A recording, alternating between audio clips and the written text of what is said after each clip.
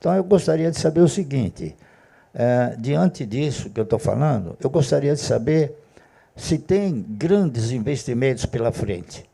E, com isso, é possível que a Klabin continue custando R$ 3,50, Por gentileza, aqui na frente.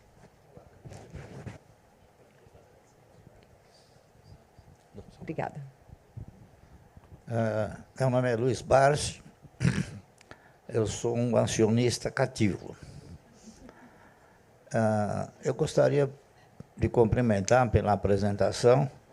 Todas as vezes em que eu tive a oportunidade de estar presente aos Klabin Day, sempre tivemos apresentações brilhantes, não é isso? Super esclarecedoras. Eu gostaria de fazer um comentário. O DNA da Klabin sempre foi o endividamento, tá certo? E esse endividamento, pelas principais casas de análise, sempre criticaram esse grau de endividamento, e essa é uma das razões pela qual as ações da Klabin sempre estão num grau de oportunidade excelente para se comprar. Eu vou fazer votos que eles continuem falando do grau de endividamento, tá certo? Por outro lado, eu gostaria de comentar o seguinte. No mercado, segundo apreciação, existem 6 empresas que pagam dividendos trimestrais. Essas empresas que pagam dividendos trimestrais, no meu interpretar, são empresas que possuem papéis não de renda variável, e sim papéis de renda fixa. Porque você, ao aplicar num papel de renda fixa, você precisa esperar 1 ano para poder ter o benefício. A Klabin, ela retribui de 3 em 3 meses. Então, eu interpreto a Klabin como um dos bons papéis de renda fixa no mercado. Está correto? Então, eu gostaria de saber o seguinte, diante disso que eu estou falando, eu gostaria de saber se tem grandes investimentos pela frente, tá certo? Porque os grandes investimentos vão ter a necessidade de mais endividamento, e com isso é possível que a Klabin continue custando R$ 3,50 a R$ 4,00. Está correto? É isso aí. A gente pretende que ela valha não 4, né, 8, 9, né? Mesmo com os investimentos. Exatamente pela rede de proteção que a política de endividamento da companhia trouxe. Acho que hoje a gente tem degraus de investimento, a gente já falou em alguma oportunidade no Klabin Day também, em valor absoluto, né?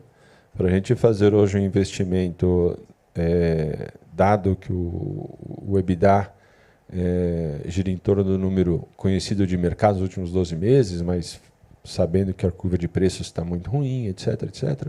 Mas, dado essa geração de caixa da companhia, por meio da desalavancagem que vai acontecer, a companhia consegue fazer investimentos de 10 bilhões de reais sem machucar hoje o endividamento. Por isso que a gente quer trazer ela para o nível da rede de proteção da política de endividamento, e com isso, investimentos de 10 bilhões não vai criar nenhum percalço, ficando exatamente na política de endividamento da companhia.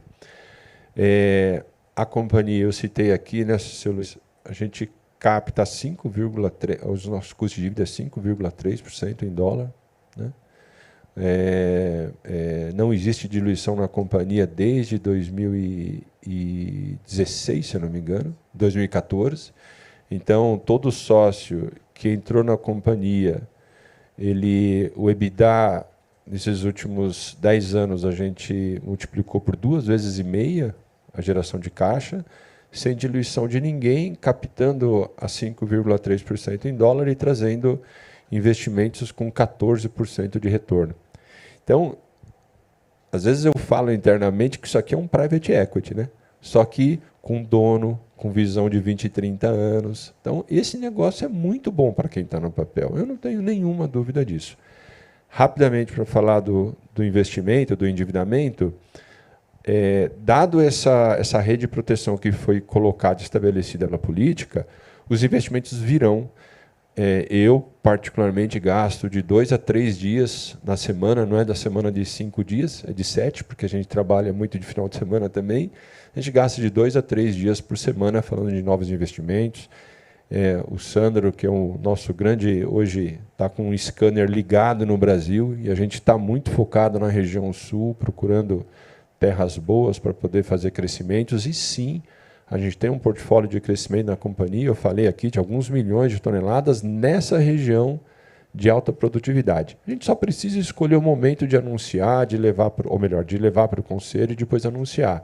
Mas o pipeline de investimentos da Klabin continua sendo, seu Luiz, o grande atributo da companhia. Porque eu citei aqui, a gente enxerga hoje empresas seculares no hemisfério norte diminuindo de tamanho. Nós estamos falando que a Klabin, nos próximos anos, relativamente, vai aumentar muito o seu market share global, exatamente porque a gente tem capacidade nova para trazer ao menor custo caixa do mundo. Ótimo. E agora eu vou fazer uma pergunta que chegou do online, que é o Daniel. Ele é um investidor individual. Ele pergunta: vocês têm projeto de abrir uma nova fábrica de papel em Piracicaba? Muito específica. Meu jurídico não deixa eu responder desta forma.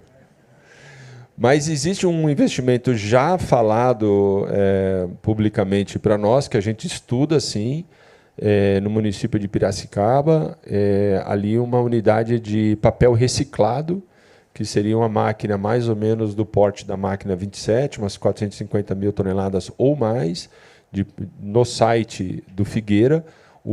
Para quem se lembra desse projeto, a terraplanagem já está pronta para uma máquina de papel reciclado lá.